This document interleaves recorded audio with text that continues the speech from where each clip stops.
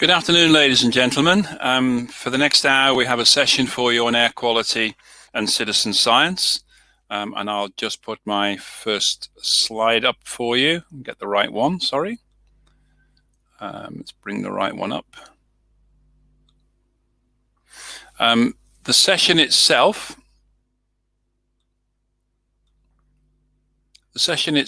will be a series of presentations to you. And the first half will be about air quality and citizen science. And the second half will be about who are the citizen scientists, identifying demographic patterns of participants in air pollution measurement project AIRbezen from Eastern Flanders. And then we will have a Q&A session after the four presentations.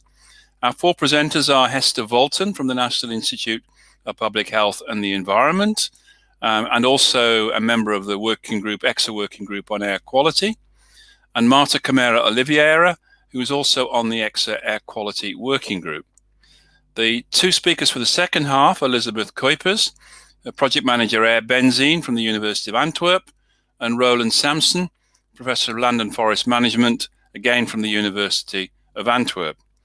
So to give us the maximum amount of time for the presenters, I'd like now to hand over to Hester Volten, who will start the presentations for us. Thank you, Hester.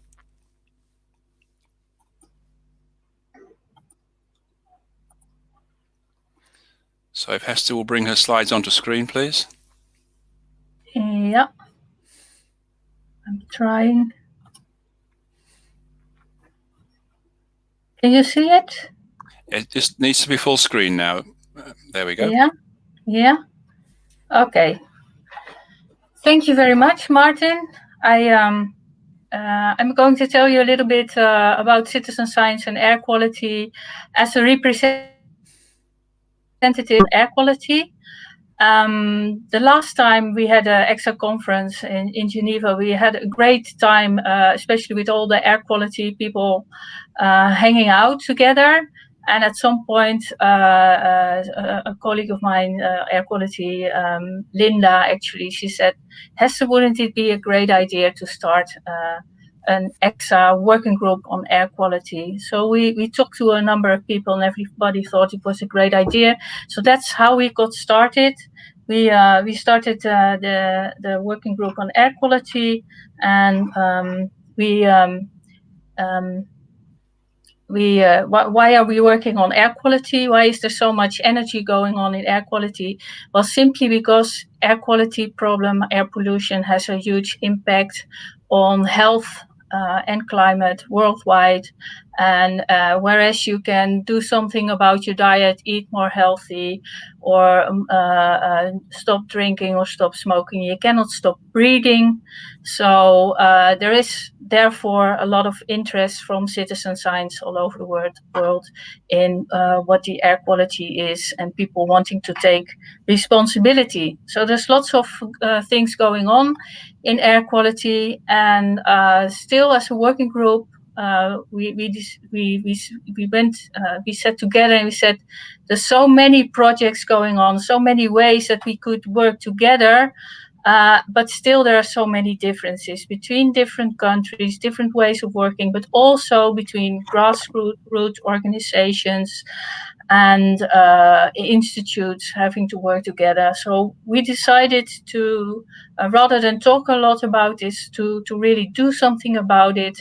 And we sort of focused our activities on the organization of the European Clean Air Day, which we managed to organize for the first time in 2019. And this was a great way to focus our activities and to find ways to do things together. And we will organize a second one on the 15th of October. So we will definitely invite you to be part of that. One of the things that we focused on is to find ways to harmonize, sort of ways to work on air quality, and we decided we would focus on two or three ways to measure air quality, so that these measurements can form a network which is European-wide. And one of the methods we focused on was the method of sensor.community, which was known also as Luftdaten. And this is about building your own sensor. The sensors are small sensors which are quite inexpensive, but still work quite well and are great to do continuous measurements on particulate matter. But this is a technology which you need a bit of knowledge and a bit of persistence to be able to work with this. So we also focused on a second way to upscale ways to do air quality measurements. And we focused on a method from Norway, which is also very suitable for children by using a piece of paper, which we then treat with Vaseline, and the particulate matter gets stuck into the Vaseline. So you put the piece of paper up for about a week, and then afterward the children themselves can analyze the data, and the data can then be shared on a European map. As I said, it originates in Norway, so there were lots of measurements done in Norway. But for the Clean Air Day last year, we also translated this method in Dutch, German, English, Hungarian, and Portuguese. So this is accessible to a lot of children in Europe. And of course, it would be very nice if more people could join us, more people could make translations, and then this method could be used by children all over Europe or all over the world, for that matter.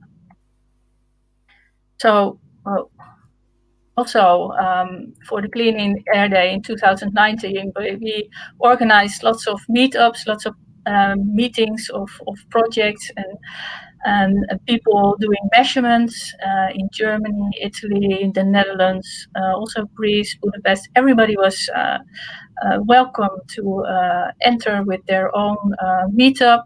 Of course, this year in 2020, we have this Corona crisis, and it will be more difficult to organize face-to-face meetings, but maybe we can also do online meetings, and we will also it's a great way also to have international attention to your local air quality project, and we can all learn from each other in that way.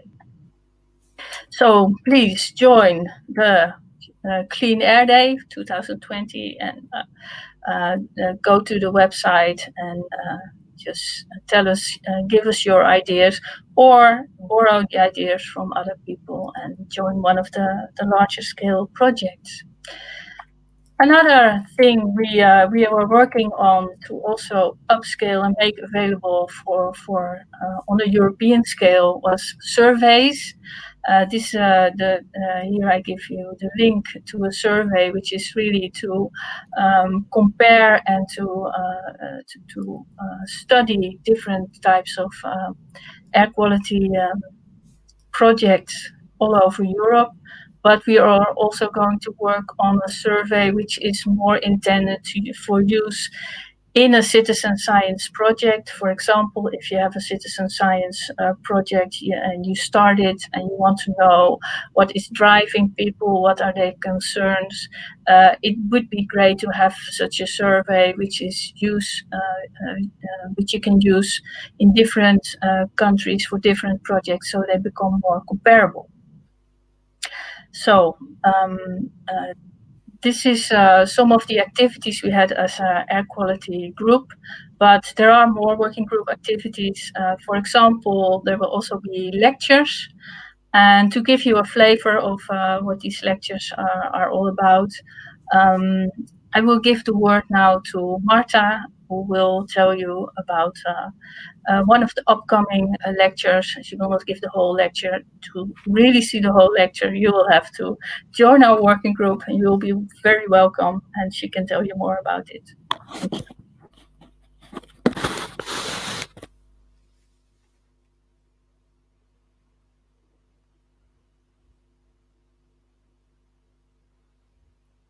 Thank you. Marta? Yeah. We should have a changeover now to Marta.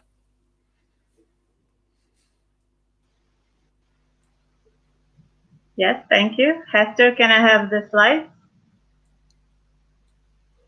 Okay, thank you. So I will be... Could Hester click hide on the StreamYard pop-up, please?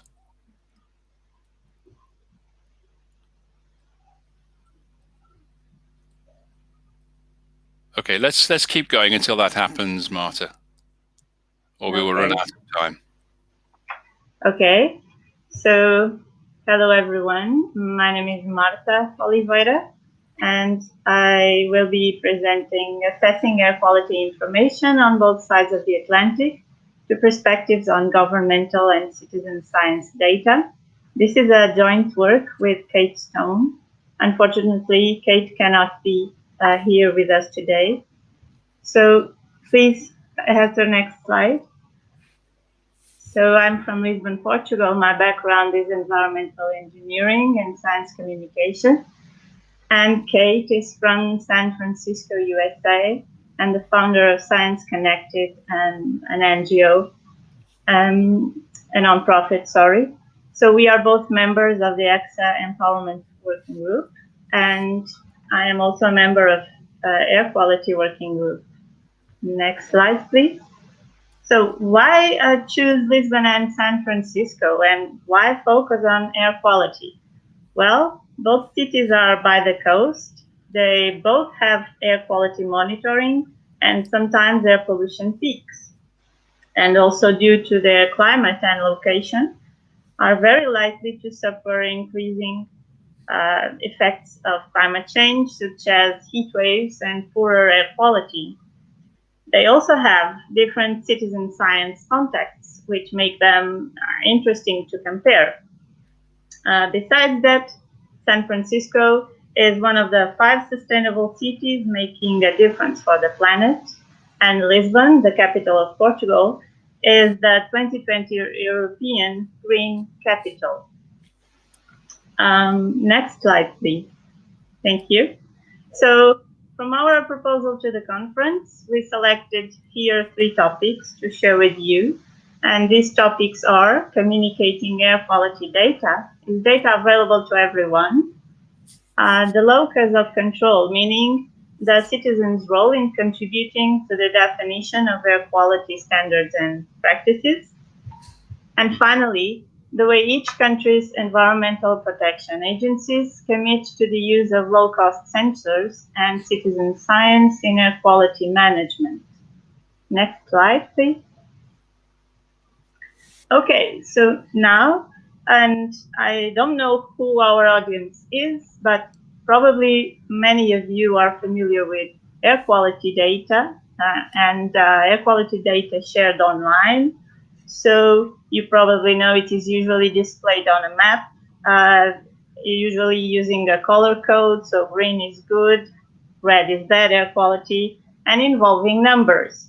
It can be either an air quality index or specific to a pollutant. So if I ask you now, where is Wally in this image, you will say it's easy. I can see Wally in the center. So, but if I ask you, where is this map? What are those numbers about? Maybe you will have a harder time to answer. Next slide, please. And now if I suggest you to look the image on the left, I don't know if it's possible to zoom this a little bit, but if I ask you, do you recognize this? Thank you. You might say, no, I don't. Or this could be Lisbon or San Francisco, I don't know. Or you can say, oh, no, I recognize it. And now if I suggest you to look at a piece of a table on the right-hand side, I'm sorry, it is very likely to be a small size for you, but it displays concentration values in micrograms per square cubic meter, so it's concentrations, and then you would have something like 120 and 118, and so if I could challenge you to say, what is this about? What are those numbers? Which pollutant is involved here? Could you be able to say? And also, could these numbers be based on low-cost sensors data? And would this information be available for citizens for every year? And another question would be, if this is relevant for citizens' health, which types of air pollution warnings exist? Next slide, please. Well, and if you are curious to know more, please do come to our next air quality working group meeting. And thank you. And in the next slide, we have how you can contact us. Thanks. Okay, thank you. Thank you, Marta. Can I remind everyone who's listening to the presentations that we have a Q&A session at the end.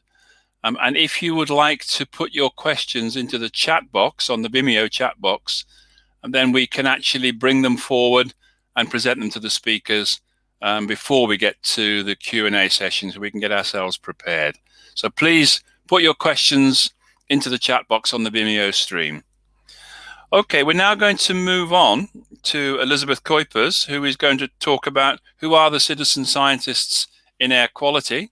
So welcome, Elizabeth, and if you can put your slides on the screen, and Hi. we'll have Roeland Samson, I think, is going to take us through the first 10 slides. Is that correct, Elizabeth? Yes, Roeland is going to go first, so I think you should connect with Roeland first. So and then connect Roeland first, then, and then we'll bring Elizabeth in Yeah. at the first break in the slides. Okay, thank you. Okay, you're welcome. So trying to put So if the you share your presentation slides. screen. Yep. So, should indeed share screen. Yeah, sorry. And we do that. Then you click on the middle of the screen. Yes. And then you click on share. And it should be okay. Not yet. Not Here we yet. go. Yep, it's coming. Yep. There we go. And then go to full screen. That's it. Yes. Thank you. And okay, like that. So we can go ahead. So I will introduce one of our citizen science projects that we had, AIRbezen. It's a local language in Dutch, meaning strawberries. And in fact, we also have a Dutch name for our citizen science project, an English name, which is strawberries. So which gives an idea about what we are doing. So strawberries is already a project which is already running for a long time. We started the first campaign in 2014. And after some years of work on biomonitoring of air quality in urban environments, and after having written several papers about it, we thought we had not a lot of knowledge, but we realized that in fact the citizens in these urban environments, they didn't know this their situation. Even if people all around the world were reading our scientific papers, they had no clue about what was going on. So we said, okay, we should do something about it. And at that moment, there was a project of the city of Antwerp, which is the City Lab 2050 and going to sustainable city. And they were calling out for projects relating to urban green. And so we made a pitch at that event where more than 100 people investigated. And after that 1-minute pitch, a lot of people joined us. You can see it in the upper right picture. And we developed together a citizen science project, which then resulted in Strawberries campaign. So it was a collaboration between volunteers, university, and the citizens of Antwerp. We started out without having a specific budget, but we had a great idea. So the aim of the project was to estimate spatial distribution of particularly traffic-related air pollution in the city of Antwerp by means of strawberry plants, which were placed and treated by the citizens of Antwerp. We had since then several campaigns. Also, this first campaign was a big success with many more participants than we ever had hoped for. And we had campaigns not only in Belgium, but also abroad, like in the Netherlands and Spain. Also, we see that some projects pop up even in Portugal, Slovakia has interest, and so on. So, and last year we also had an international campaign running in 4 different European projects at the same time. The biggest one was East Flanders, Oost-Vlaanderen in Dutch, where we had about 10,000 participants. So it was a grassroots project following the 10 principles of the citizen science that we stand for. And due to the large participation of the citizens, we clearly could see that air pollution was of main interest. And due to the fact that so many people participated, also the interest of the rest of the community also grew enormously. And it also showed that people really can motivate also the government to do more measurements, but that they by themselves are also very motivated. So the largest campaign we had was East Flanders, where we distributed 11,000 strawberry plants, 3,000 of them we analyzed, and all the communities within that province of Flanders participated, 65 communities. So this is just to give you an idea about results we obtained. And so these are about 3,000 points, or no, a little bit less here in this regard. And you see the red dots popping up. This is the biggest city that we had in the area in the province, the city of Ghent, and straight into the middle and most to the north, you see the impact of an industrial zone. So we clearly had very clear measurements of the impact of urbanization, of industry, and so on local air pollution. Besides the fact that we did all the measurements, we also had a questionnaire that we sent out to 9,000 participants. And we asked for location of the plant because we needed it for the analysis, but also what about the background of the participating family and what the perception on local air quality and so on. And more than 6,600 people filled in the questionnaire, which was about 70 questions, which lasted for about 1.5 hours to fill in. So it really showed off that people were really interested. And I think this information was very important to know who were our participants and why did they participate. But Liesbeth will tell you more about this. Thank you, Roeland. So over to Elizabeth now, please, to carry on the presentation. Hi, I'm going to share my screen.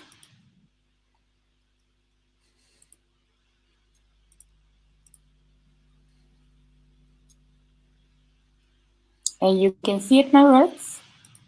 It's just coming, Elizabeth. There we go. Now go to full screen. Yes, there we go. All right. So I am Liesbeth Cuypers. I'm a PhD student in the lab of Roeland in endemic at the University of Antwerp. And my research focuses on citizen science as a method in the environmental sciences. So Roeland told you we had a questionnaire done in 2017 after the campaign ended. And this questionnaire was designed primarily to gain insights on information we needed for analysis. Where did the plants stand, how were they treated? But we did, however, ask extra information. And it was this information that instigated extra research with a more sociological viewpoint. So we designed a new questionnaire with the help of the Department of Social Sciences to find the underlying demographic patterns of our participants. This research was, of course, interdisciplinary, because it was between two established scientific fields, namely the sociological and the ecological fields. And in this presentation, we have loads of information, but in this presentation, we will focus on the demographic aspects because we want to know who we are reaching and especially who we are not reaching. We focus on reasons and motivation for participating, namely what do our participants get out of it and are we providing that? And we are focusing on the views of our participants regarding science and environment. And we want to know the question, we want to know the answer to the question that are we preaching to the choir? I don't have much time, I'm going to go rather fast, but if you want to know more, please don't hesitate to contact me or Roeland, and I would gladly answer your questions.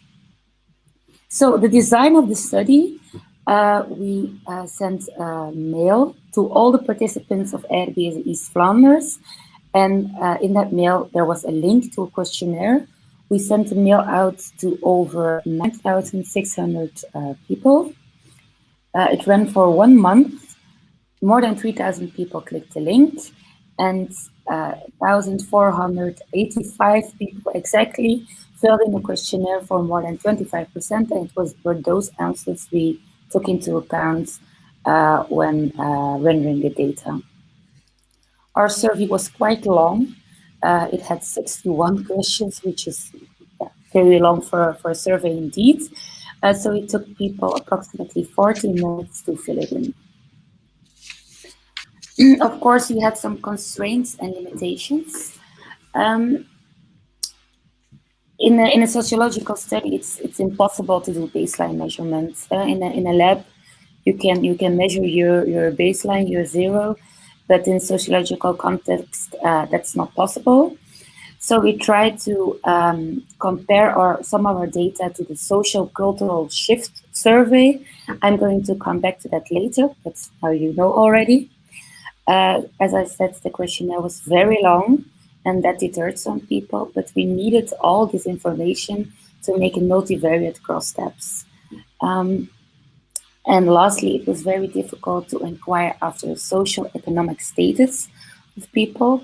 Normally, you can find the social economic status by asking people about what they gain from income. But this was a very difficult question to ask, so we will not do it. So we don't have that data to take into account. Right. So on the demographics of our participants. Obviously, we needed to know the age and gender of our participants. We can see that the age group of 61 to 70 is best represented, but we have people from all age groups. That's a nice thing to have. Our responders are predominantly female, but that's not to say that in case of a family joining, the man is not interested. Maybe it was just the woman of the family that did the communication with us, and then we know that their gender is female. So it's a difficult thing to pinpoint. Next, we look at whether or not a participant had children in the household. And the amount of participants not having children came a bit as a surprise, because over 67% did not have children, which is way off the Belgian or the Flemish average. But if we plotted the presence of children pertaining to the age of the participant, the percentage of over 65 made a bit more sense in the way that the big presence of an age group that has children that already left the house skewed the data a little. So here you can see the group of 51 till 70 and over, that kind of had an impact on the data of not having children present. And if we look at the age group where children are often found into a household, namely 31 to 50,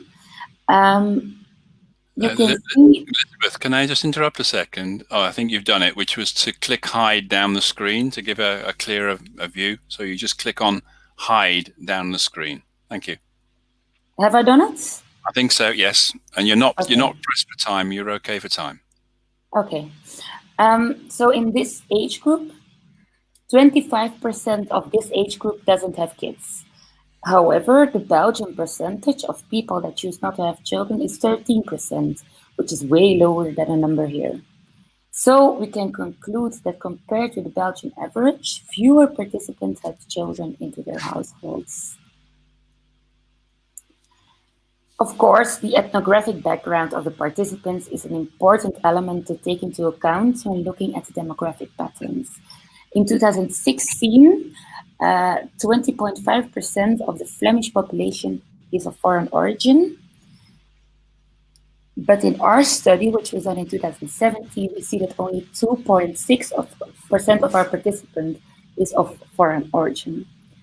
And we asked people whether they themselves, their parents or their grandparents were born in a different country.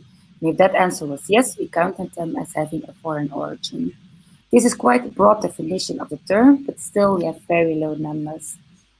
And if we take a closer look on the countries of origin, we can see that the Moroccan and Turkish diaspora are not really represented, although being a very significant part of the Flemish population, specifically in Ghent, the biggest city in East Flanders, where there is a big Turkish community, and we don't see that represented here in the numbers. Also note that a big percentage comes from neighboring countries like France and the Netherlands.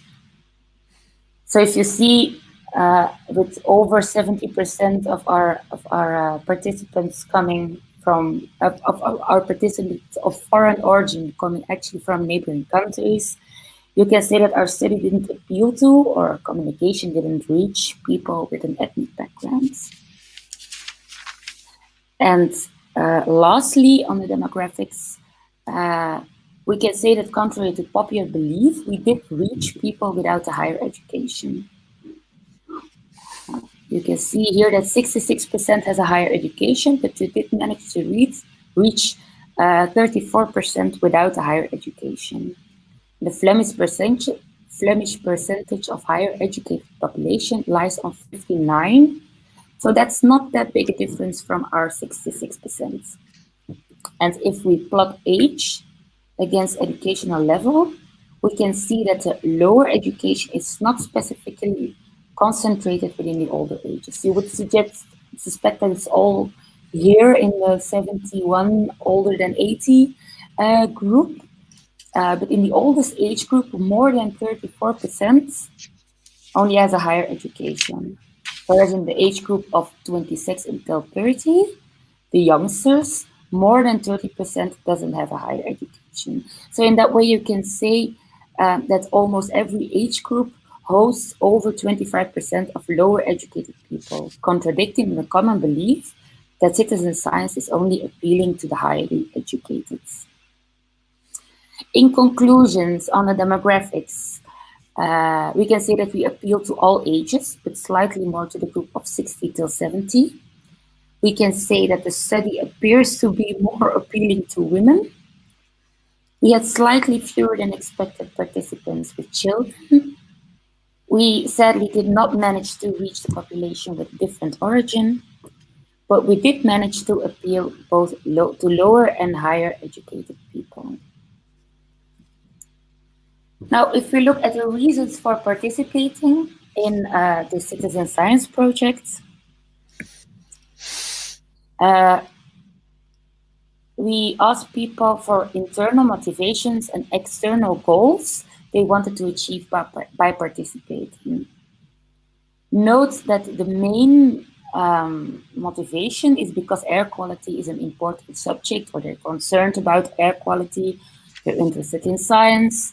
And when we look at the goals, it's also mainly air quality. And then as a third external goal, we see that people also want to press policymakers into taking action. And this focus on air quality and action We also see when we ask people about their hobbies, because most people indicated an inherent interest in nature and outdoor life. We also noticed that people were quite committed, as most participants followed up on the topics of the study.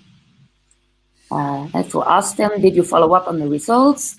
Over 92% said they did. And when we asked them where they looked at, most answered the map with results. But also more than 40% also read or downloaded the final report, which is actually quite a big report. So that shows quite a lot of interest. And this means that a big part of the participants are interested in that way, that they want to know more about the subject after the campaign is finished. And at least 44% of the participants also indicated that they followed up on air quality related topics. And 32% did so before they were participating. Interesting to note is that when we asked which subjects they would follow up, it was mainly air quality, traffic, science, and citizen science was also an option, and that was way below on the list. So this means that people are not really interested in citizen science as a subject or as a practice, but they are interested in the topic of the study. In conclusion, we can say that a lot of people joined because they were interested or concerned in air quality, and they deemed it a very important subject. They hope to learn more, and then they hope to use that information to press policymakers. Most people were interested in the environment before joining. So in that way, we kind of were preaching to the choir, because a big part of, or a certain part of our population was already interested in air quality and in the environment. But one of the goals of AIRbezen, one of the goals of citizen science, to engage the public on the topic of air quality and climate was met, because people followed those topics more closely after participating. And lastly, I want to talk a bit more on the participants' views regarding the environment. This needs some introduction, because in this last part, we needed a way to compare our participants to the average Flemish person. So we base our questions on questions of as posed in the Sociaal-Culturele Verschuivingen, the SCV, which means actually the social cultural shifts. That's a survey that is taken every year and asks a random selection of the Flemish population questions about a certain topic, and thus monitoring the feelings of Flanders towards that topic. In 2010, environment was one of the topics we searched, and so we based our questions on the SCV, thus giving us some means of comparing our participants with the average Flemish person. I'm going to show you some graphs. Our participants, or the participants of our study, are always in red, and the average Flemish person, the one from the SCV, is always in green. So we asked participants whether or not they were worried about the environment. And you see that our participants have a strong feeling of worry, but our participants indicate to be less very worried than the average Flemish population. But you can see that the feelings are more centered around the worried emotion.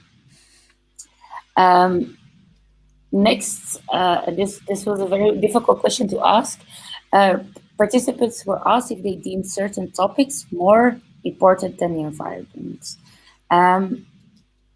So here we asked them if prices and employment were more important.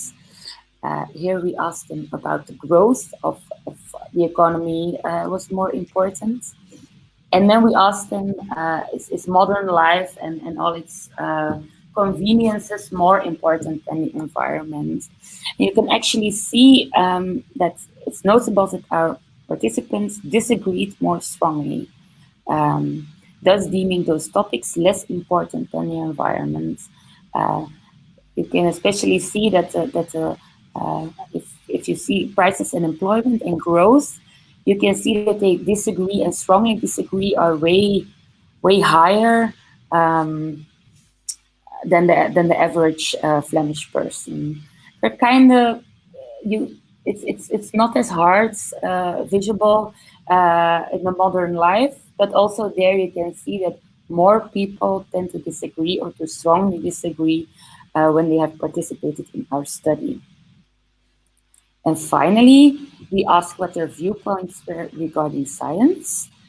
We asked whether we should rely more on faith instead of science, whether science does more bad than good, and whether they thought that science would solve the environmental problems. As you can see, our participants tend to disagree more than the average Flemish person. But you can also see that they don't agree with the fact that science will solve all our environmental problems, which I think is a positive note and maybe something they learned during our campaign. So in conclusion, on the views regarding environment and science, we can say that our participants do have stronger feelings about the environment. Some answers even point to choosing the environment over other gains, especially economically or prosperity.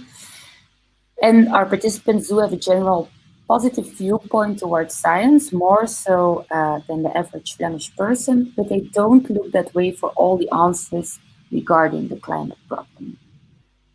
In general, conclusions in this study are as follows. It helps us, or it is helping us to uncover some questions we as environmental scientists can have about citizen science as a practice. It gave us a very unique perspective on the demographic of the participants. And we think that we debunked some of the cliches about participants of citizen science projects. They're not all high middle class, highly educated, but we did have to confirm some of the cliches, namely in our study, people were very white, sadly.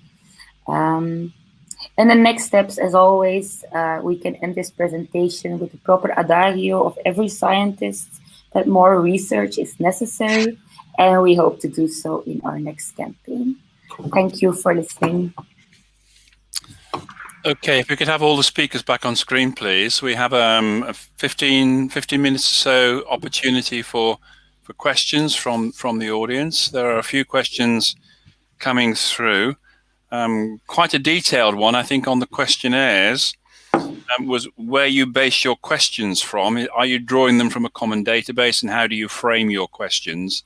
So this was from Eugenia Fernandez, who was looking for some help, I think, in putting these types of questionnaires together. So I'm not quite sure who would like to take that one, whether it's Elizabeth or Roeland or one of the other speakers, please. Roeland, your microphone is off. Yeah, okay, now it's on. So I will start because we wrote the first set of questions, which was on one hand driven by what we needed to know to make good analysis of the data, and secondly also we wanted to gain insight. This was done by us ourselves as exact scientists, but later on we wanted to check how things evolved, and then we worked together with social scientists because they indeed have much more experience with drawing the correct data, or what Liesbeth very well explained. So we have a kind of reference set, and if you want to look for changes, it's good to compare against these reference sets, and therefore that was on the second base. But I think the kind of questions you need is, what do you need to make your data analysis on one hand, and on the other hand, also depending a little bit on the local situation. But Liesbeth, probably you can add. Yeah, I think what you're saying is very true.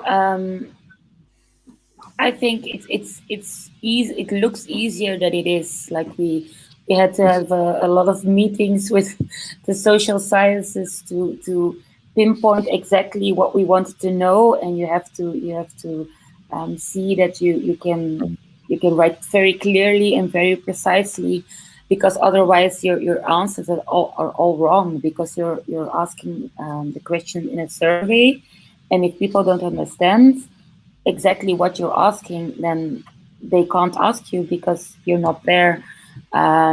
So we had some help there, but I think it was, as Roeland said, it's very important to know beforehand what you want to know, and then you can look whether there's some database with question that is already there that you can use as your baseline measurements. Okay, and there's a general drift of questions coming in on the whole issue of ethnic engagement in the programs. And I think it's more along the lines of, what do you think you have to do to drive a greater uptake across the whole ethnic variety in your community, to get them to engage more effectively on these citizen science programs? And I think that's a very good question. I'll leave the floor to all of you on this one. Mm-hmm. Well, our experience is that if you want to be very inclusive, and you want to have people attracted from the different social groups, then you really need very dedicated communication channels. Because otherwise you will have the risk that you will miss out a lot of people, and that's what we saw, and Liesbeth told about it. So if you want to be very inclusive and you want to be sure to have everybody there, then you need to work with different communication strategies. And I guess the best way to include like the more difficult social groups is to work with communities or people they're working with, so that they can contact directly the people from the inside out, or have people from the inside who spread the word and so on. Mm-hmm. Yeah, I think that's very true, because here in this particular citizen science campaign, we work together with Beweging.net, which is rooted in the older Christian maybe tradition of Flanders, or it's rooted in the Flemish tradition, and I think that's why we got so many people that didn't have a higher education per se. So I think you can get better results if you have the time to really connect with for example, religious networks or places like that, to really reach those people extra, to reach those people that you want.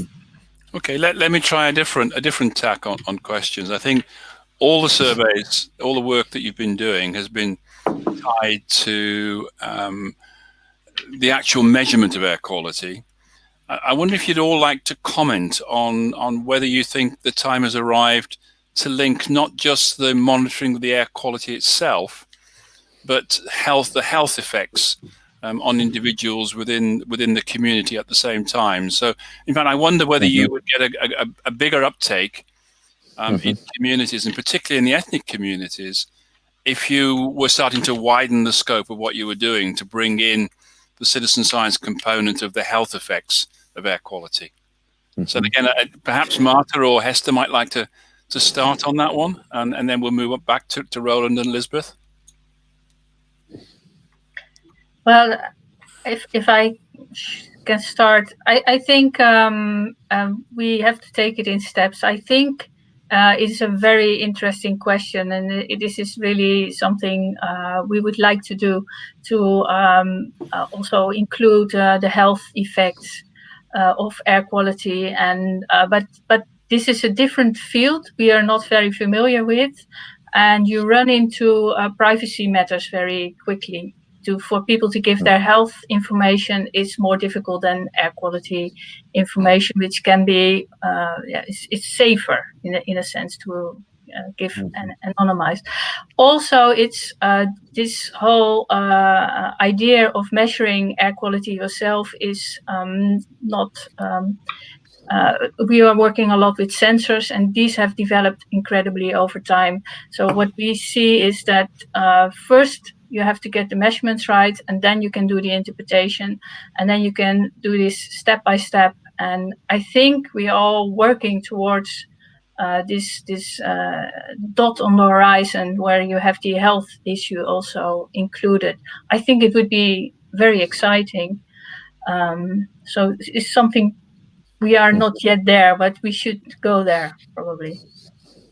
Okay. Would anybody else like to comment on that one, Marta? Yes, I'd like to add that it seems to me the way to go forward.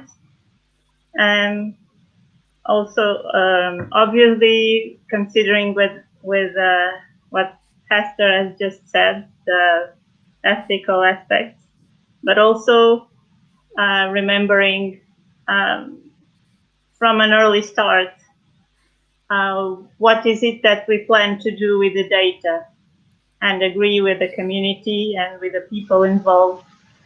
Because I think the worst thing that can happen is to work on a project, do not consider what might be the results, if the results are not good for health effects, of course. So not to frustrate the communities. So try to anticipate different possible scenarios, and work also with the communities at the planning stage, so that when we are prepared and we feel ready, as Hester was saying, we can try to help to address these issues, not just having a nice database. Mm-hmm. Roeland? Yes. I would like to add that we included some health questions into the questionnaire that we first organized. It was very interesting, and it were two very generic questions that we designed with an epidemiologist. And we asked, like, does somebody in your family suffer from diseases related to breathing and lungs and so on? And the second one was which you think is attributable to air quality. Yeah? And the second question one, do you think somebody in your family has a kind of disease which you also attribute to air quality? So it's very generic, and it's not very detailed, but we did find, by people answering the question, a very good link with our data that we gathered. And that was amazing, because people who responded positive to both questions lived on places with the worst air quality. And also we asked people, what do you think about the air quality in your place? And also this was very significant. People saying whether they lived on a place with bad air quality. Indeed, we measured bad air quality and vice versa. So this is the purpose why we measure air quality, because of health related issues. So we definitely need to take a step towards this direction. Absolutely. But I also think it's a very delicate subject, because when if you're not working with the community, as Marta said, if you're not designing that campaign together with the community, there might be some expectation that we cannot make true, because I measured in our surveys that when people experience health problems, they often looked at these kind of projects to maybe help them to get that message across to policymakers. Some of those people are living in very unhealthy environments and have been trying to get that message across to policymakers and have the feeling that they have not been heard. So I think we can find loads of people that will be very interested in joining a campaign that has to do with health and health-related problems in air quality. But I think that we need to be a certain upfront. We have to have a certain honesty towards those participants that we cannot, perhaps maybe are not able to change anything. We are scientists and we measure, and then we hope to get those results across, and that's we cannot per se change the environment. So I think that's why it's a delicate thing, but I think it's also very interesting, and I also think that people would be very interested in joining such a campaign. Okay, I think at that point I'd like to move to the wrap up, and I'd like to thank all the speakers for their time and input to the session today. It's been extremely interesting. I think I'd say in finishing that I think there are some really good link-ups between the air quality work and the health work. And we now have probably the biggest citizen science health project in the world running, which is taking health data in on the COVID symptom tracker, which has now recruited 4 million daily participants.